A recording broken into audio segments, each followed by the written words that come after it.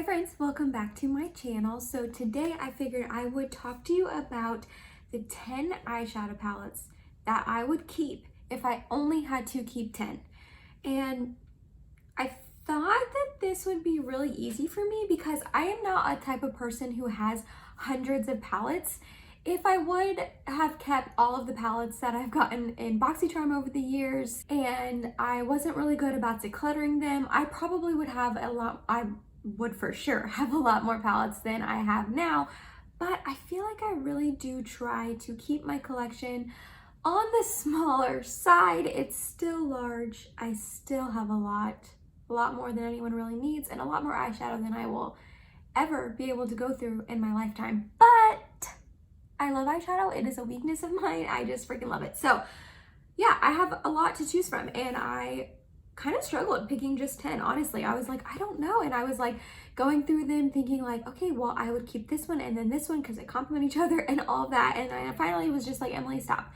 Just pick the 10 that you love that you would want to keep. So that is what we have here, a little small collection of 10 eyeshadow palettes that if someone said, hey, Emily, you can only keep 10, what are you keeping? These are them. So yeah, if you are excited to hear about what 10 eyeshadow palettes I would keep, then let's go ahead and get started. I'm not really gonna go in any particular order. I'm just gonna grab them and talk about why I would keep them. So the first one is the ColourPop's Going Coconut palette.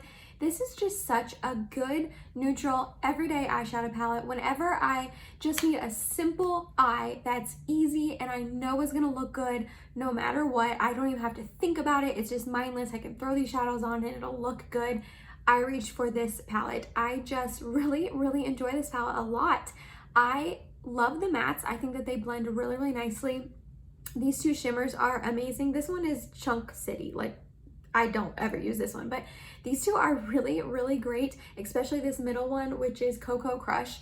They have a lot of fallout, so I have to use glitter glue with them, but this palette is just so good and so affordable, and I definitely need it in my collection. The second one is going to come as absolutely no surprise to anyone who has followed me on here or my Instagram page for any length of time, and that is the Huda Beauty Nude Light Obsessions palette. I am obsessed with this palette. I say that every time I talk about it, but like obsessions, obsessed, it goes together. But for real, I am. Like, this palette is just so, not staying open. This palette is just so good. Oh, these shimmers are stunning. They're beautiful. I will not harp on this because I've talked about it a million times, but I love this palette. I want to try the medium one, but I'm like scared because I'm like, well, what if it doesn't live up to my love for the light one? You know what I mean? But this is such a good one. I love it. The third one is the BH Cosmetics Smitten in Switzerland palette.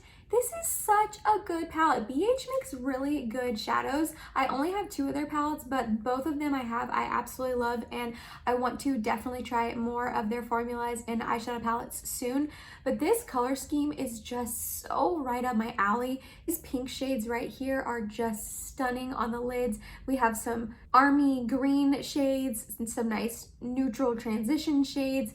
These shimmers are to die for. I love this eyeshadow palette so much. Every time I use it, I love my look. Fourth is the Natasha Denona Sunrise palette. I can never remember if it's a sunrise or sunset palette, but it's a sunrise palette. I do struggle a tiny bit with these mattes getting patchy on me, but I think it's my eyes more than the Natasha Denona formula, but I really do love these a lot.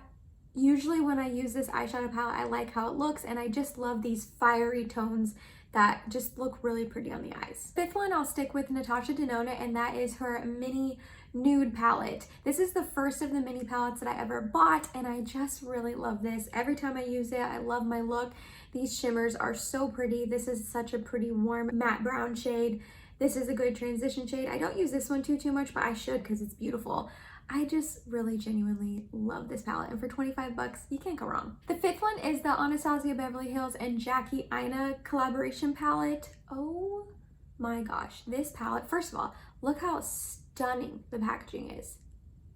I cannot get over how beautiful that is. Then you open it up and the actual shades are just as beautiful. This is meant for someone with a deeper skin tone. Jackie planned these shades that way, but they work fine on my fair skin tone. I just kind of have to go in with a light hand with them.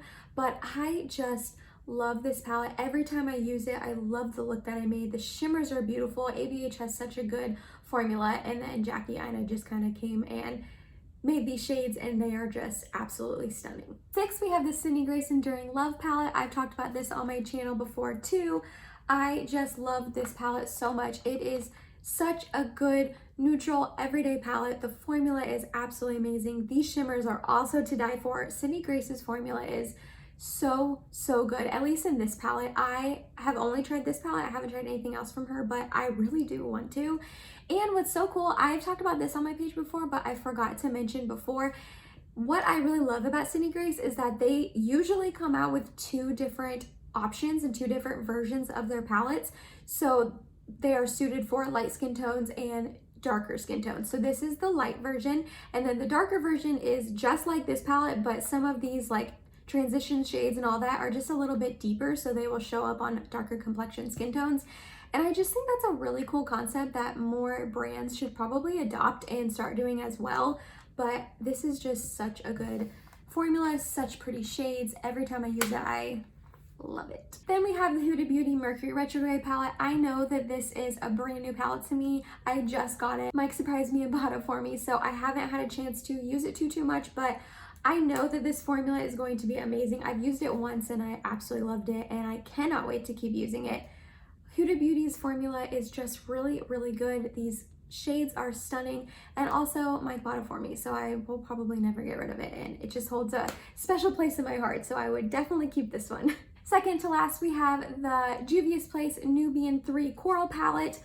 I got this palette because it was on sale on Juvia's Place's website a couple months back. I just wanted to try it out, and I did not have as high as expectations for it than, wait, hold on, how do I say this? When I used this, it ended up being a lot better than what I was expecting, if that makes any sense. Like, I didn't have super high expectations from it. I thought the color scheme was pretty and I thought I would like it, but then I used it as a 1 week 1 palette a couple months back now on my Instagram page, and I just was blown away by this palette. I love these gray silver tones. This silver shade in your inner corner as a highlight is stunning. The coral shades are beautiful. Everyone knows that Juvia's Place has beautiful shimmers. I have struggled with their matte formula in the past, but I don't with this palette, and I just love it so much. And then the last palette I would keep is the ColourPop So Jaded palette that with collaboration with Kathleen Lights. I just love this palette so much. I love the color scheme, I love the shades, I love the jewel tones that they have. They're beautiful on the eyes. Every time I've used it, I have liked the look that I made. You have a ton of options, so you can make a ton of different eyeshadow looks. No matter what your mood is, or depending on your outfit or occasion, it doesn't matter. You can make a look with this, and I just would not want to get rid of it. I love it.